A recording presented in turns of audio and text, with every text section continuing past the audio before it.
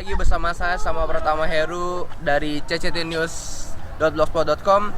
Dan hari ini kita akan mewawancarai satu dosen tamu spesial dari Universitas Multimedia Nusantara tentang apa sih itu CCT. Penasaran? Stay tune terus.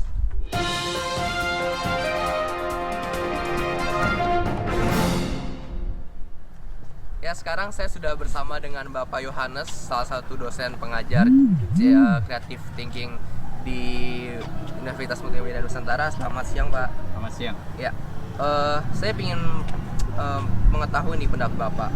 Sebenarnya apa sih pengertian dan definisi dari CCT itu? Pandangan Bapak tentang kreatif, critical thinking. Oke, critical and creative thinking itu adalah satu mata kuliah di sini ya. Jadi satu mata kuliah tersendiri di UMN. Pada dasarnya ini adalah mata kuliah yang didesain untuk membangun keterampilan dan pengetahuan berpikir kritis dan kreatif. Nah, terkait dengan itu tentu dua pokok yang kita harus tahu di situ adalah apa itu berpikir kritis, berpikir kreatif. Lalu bagaimana sih Pak trik-trik belajar menjadi seorang yang berpikir dan kreatif itu, berpikir secara kritis dan kreatif itu? Mungkin trik yang paling sederhana kita belajar dari biografi ya, orang-orang seperti siapa? Alva Edison, Steve Jobs ya. Kemudian Microsoft, Bill Gates. Ya, lalu Anda tahu juga mungkin yang di Indonesia itu yang cukup pintar menurut saya adalah Mangunwijaya ya. Kenapa tuh, Pak?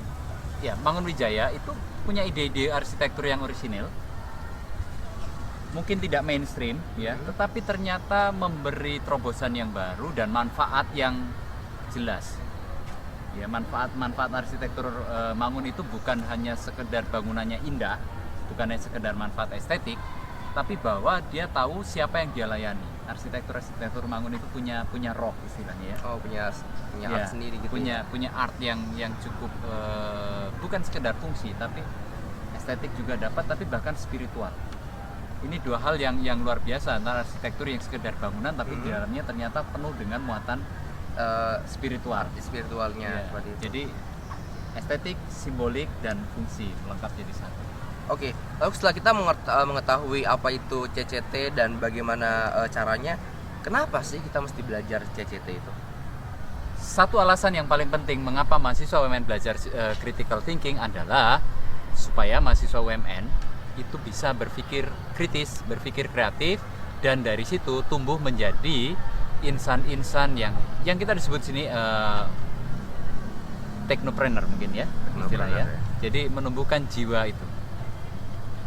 Lalu katanya ada istilah CCT itu menyelamatkan kita dari kebodohan, dari pamer kebodohan. Apa sih Pak fenomena yang sekarang ini terjadi? Karena sebenarnya mereka tuh tidak bisa berpikir kritis gitu loh Pak. Definisi bodoh bagi saya adalah tidak berpikir. Jadi untuk menyelamatkan kita dari kemungkinan tumbuh menjadi insan yang tidak berpikir atau insan bodoh, maka CCT ini menjadi senjata kita di depan. Maka kita bilang ini ya, kalau kita tidak mau jadi bodoh, belajarlah berpikir. Tapi juga bukan berpikir sembarang berpikir, seperti kita di kelas, berpikir dengan nalar. Berpikir dengan nalar ya.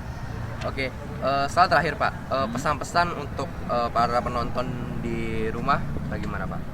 Pesan saya satu, bacalah buku. Yang kedua, belajarlah berpikir. Simaklah terus blogs ini. Oke, demikianlah wawancara kami dengan Bapak Yohanes. Jadi intinya adalah kalian sebagai generasi muda haruslah tetap berpikir secara kritis dan tetap kreatif. Tetap stay tune terus di cctnews.umn.blogspot.com. Saya sama Pratama Heru melaporkan langsung dari Universitas Multimedia Nusantara Tangerang. Ciao.